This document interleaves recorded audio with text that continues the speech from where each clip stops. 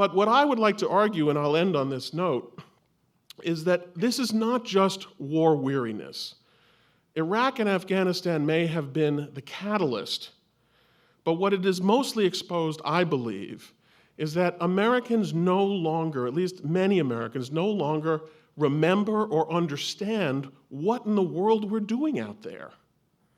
I'm not sure Americans understand why we have all these alliances.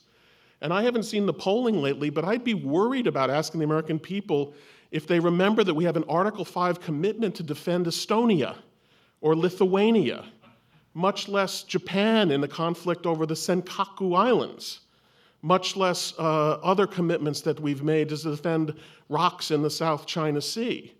There was a time when they could have understood it if it had something to do with the Soviets and the commies. But now I wonder, and therefore what we are facing perhaps is not so much, again, war weariness, but world weariness, and a sense that why have we taken on these vast responsibilities? Can't somebody else do it?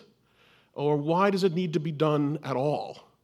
I think it's been a long time since anyone has bothered to explain to the American people why America plays this role in the world and attempted to justify it. I sort of hope President Obama will do that tomorrow, because my own view is that America has the capacity to continue playing the role that it's played in the past. I think that reports of American decline not only were wrong at the time, but have proven even more wrong as the American economy improves and other once boom economies have faded.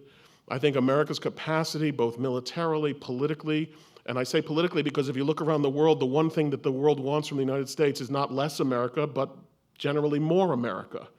That America has the capacity. The question is, does it have the will and does it have the understanding? I think Americans tend to take this world order that America created for granted. They take the benefits for granted and are unhappy about the costs.